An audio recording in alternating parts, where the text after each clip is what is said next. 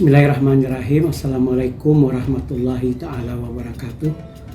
Alhamdulillah, wassalatu wassalamu ala rasulillah, amma ba'd. Saudaraku semuanya, perkenalkan saya Haji Ahmad Surkati, Wakil Ketua Umum Majelis Ulama Indonesia Kabupaten Tabalong. Terkait dengan Ramadan, bagaimana kita menyikapi agar kita berumur lebih dari 83 tahun dalam ibadah, karena wa ma khalaqtul jinna wal insana illa liya'budun. Maka penghambaan itu mesti harus berkualitas. Meskipun umur kita anggap sajalah 63 tahun sebagaimana Rasulullah meninggal, tapi kita lebih berkualitas dari mereka yang berumur 100 tahun, 500 tahun atau 1000 tahun.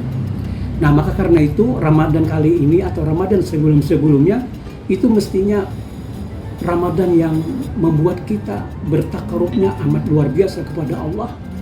Bahkan kita amat mensyukuri keberadaan kita sebagai umat Nabi Muhammad. Lalu akhirnya kita betul-betul sami'na wa ata'na. Wabil khusus bagaimana kemudian memanfaatkan Ramadan ini. Tentu yang kita khawatirkan jangan sampai kita jatuh pada sabda Rasulullah, kam min shaimin laisa lahu min siyamihi ila ju' wal atas. Berapa banyak orang yang berpuasa tapi dia tidak mendapatkan apa-apa kecuali hanya dahaga, hanya lapar dan dahaga.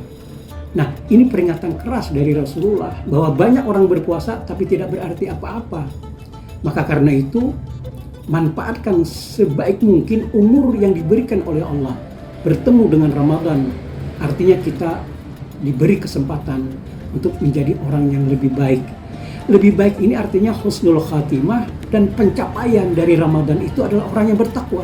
Maka orang yang bertakwa itu adalah orang yang akan mendapatkan derajat mulia berupa mendapatkan surga, masuk surga melalui pintu Ar-Rayyan. Orang yang masuk surga itu adalah orang yang bertakwa. Nah, maka karena itu hati-hati sekali menjalankan puasa ini. Kalau bisa puasa yang kemudian membuat surga itu rindu.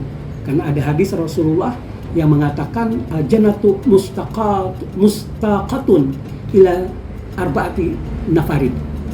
Surga itu merindukan kepada 4 golongan. Surga itu merindukan kepada 4 golongan. Siapa di 4 golongan itu?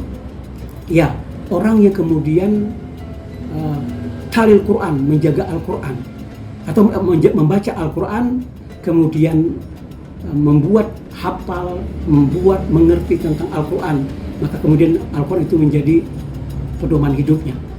Sebaliknya, kalau tidak kemudian menjadikan Al-Quran, maka orang itu sama dengannya adalah mengurangi pahala dari puasa yang dia lakukan.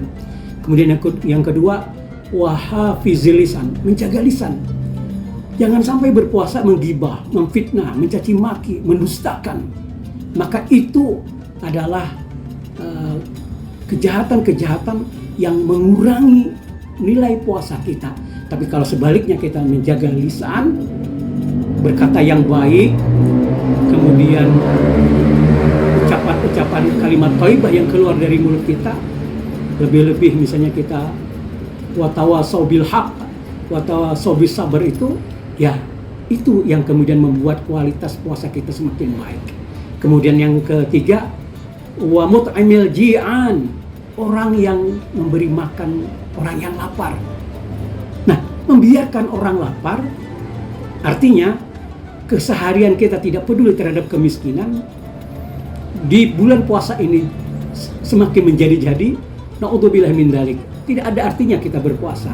Membukakan puasa bagi orang yang membukakan puasa, ya, bagi orang yang puasa artinya kan dia lapar, maka pahalanya sama dengan dia mendapatkan 1 kali berpuasa bagi siapa yang memberi makan kepada orang yang berbuka puasa. Lalu yang terakhir adalah wasa'imi fi syahri Ramadan, orang yang berpuasa di bulan Ramadan. Nah, keempat golongan ini semuanya memiliki sinergitas satu dengan yang lain dalam rangka mewujudkan puasa yang maksimal, puasa yang berkualitas. Karena itu kita naudzubillah min dzalik tidak kemudian lalu memilih amaliyah-amaliyah yang justru mengurangi nilai Ramadan kita, tapi kita kemudian mengerjakan apa-apa yang diperintah oleh Rasulullah agar puasa kita berkualitas. Banyak sekali puasa kriteria-kriteria agar puasa kita berkualitas, termasuk diantaranya juga ya jangan kemudian bersumpah palsu, kemudian jangan berdusta dan sebagainya.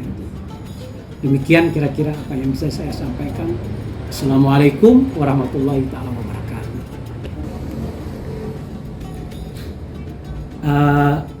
Hati-hati juga terjebak pada ibadah yang dikira bernilai, ya toh, tapi justru tidak bernilai. Misalnya puasa kita, tapi kita riya, tidak akan ada nilainya. Membukakan orang berbuka juga baik, tapi ketika misalnya kita pamer kekayaan kita, kemudian juga memperlihatkan bagaimana makanan yang disaji, lalu membangga-banggakan, ujub, takabur, ya tentu tidak ada pahalanya. Nah begitu juga, ya tergantung niat ya, inama a'malu binniat. Tapi kalau kita bicara tentang hakikat, bagaimana kemudian pekerjaan kita itu sedikit, tapi bernilai ibadah luar biasa. Ya tidak lain kita adalah ikhlas dan ridha.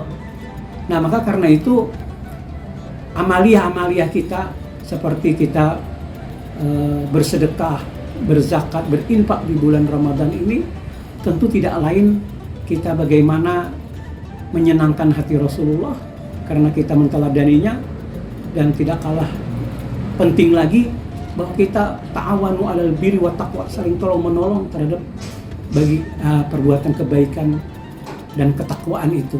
Ya, artinya ketika kita mau berbagi itu sebenarnya mengikat hati saudara kita untuk saling berkasih sayang.